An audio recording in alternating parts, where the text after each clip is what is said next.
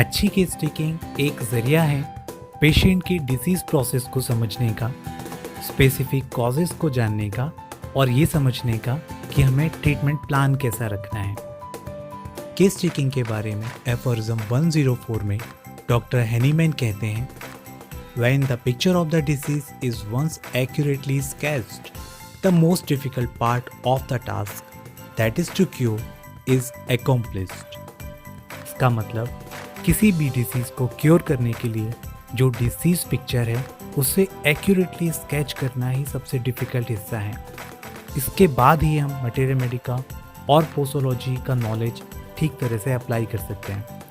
Disease picture तैयार करने का मीनिंग ना सिर्फ पेशेंट के सारे सिम्टम्स निकालना है बल्कि उन्हें इवेल्युएट करना भी है।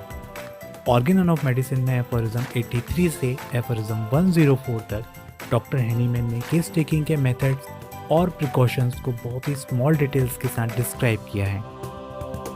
How to take a case.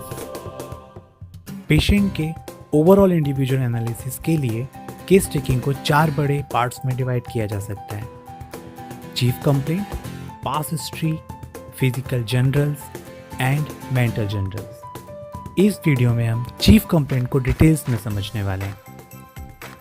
Aphorism 7 कहता है, it must be the symptoms alone by which the disease demands and points to the remedy suited to relieve it, and moreover the totality of this outwardly reflected picture of the internal essence of the disease.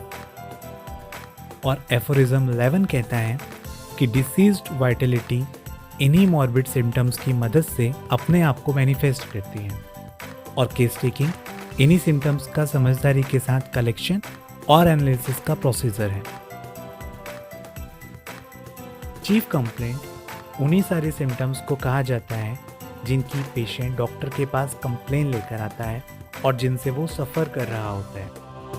Case taking में सबसे पहले इन्हीं chief complaints को note किया जाता है जिन्हें बताने में पेशेंट अपनी तरफ से पूरी कोशिश भी करता है। जहाँ तक हो सके हमें हर सिम्टम को कंप्लीट करना चाहिए। एक कंप्लीट सिम्टम का मतलब होता है जिसका लोकेशन, सेंसेशन और मॉडलिटीज स्पष्ट हों।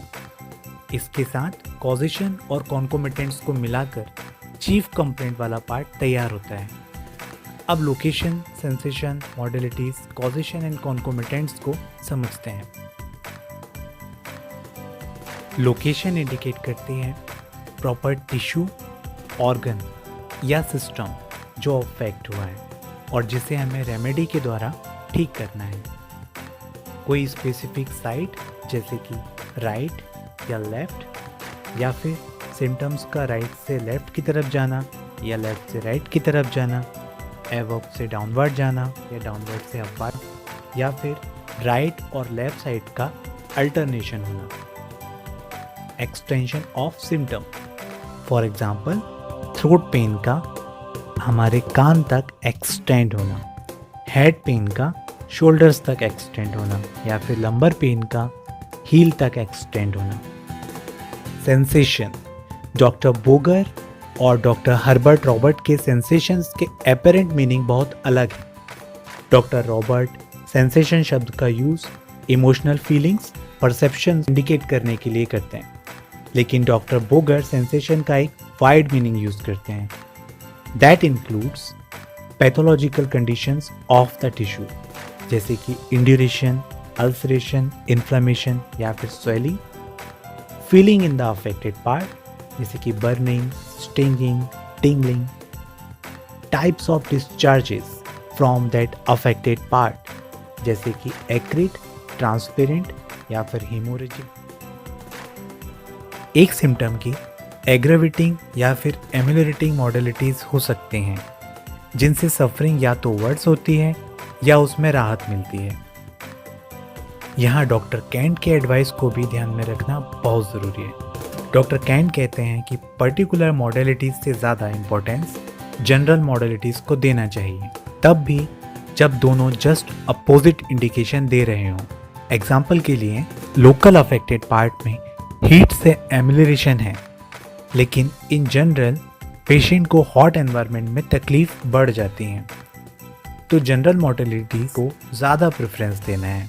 ऑफ कोर्स वही सिम्टम लें जो ज़्यादा प्रोमिनेंट है और क्लैरिटी के साथ ऑब्जर्वेशन में आ रहा है। ऐसी टेक्निक्स को इवैल्यूएशन ऑफ सिम्टम्स कहते हैं।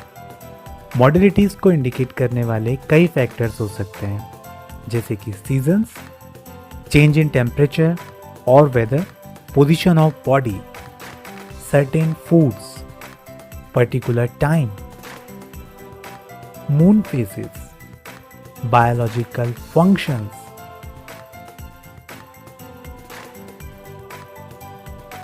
mood and emotions.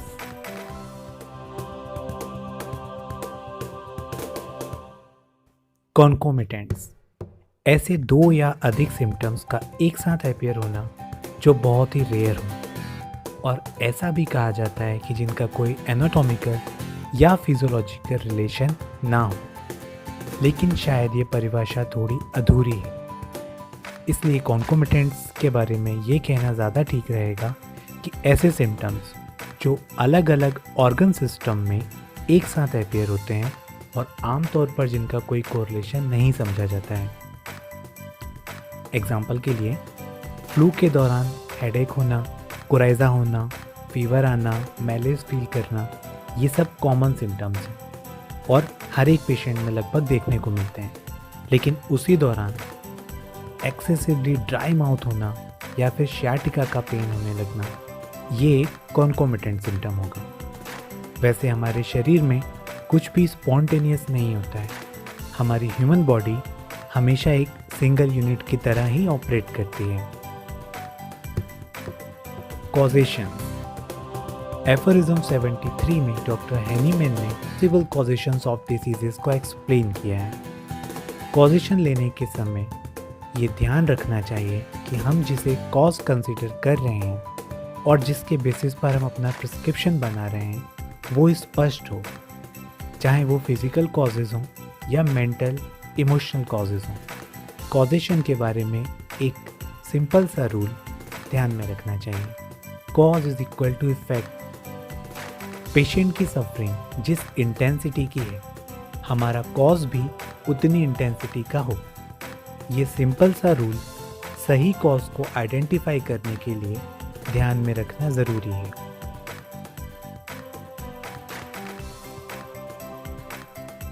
तो जब हम किसी कंप्लेंट को लोकेशन, सेंसेशन, मॉडलिटीज, कॉजेशन और कॉन्कोमिटेंट के साथ जितना संभव हो सके पिक्चर आउट करते हैं, तो हम केस टेकिंग का पहला चरण कंप्लीट कर लेते हैं। कई बार स्पेशली एक्यूट केसेस में चीफ कंप्लेंट से ही आप सिमिलिमम रेमेडी तक पहुंच जाते हैं।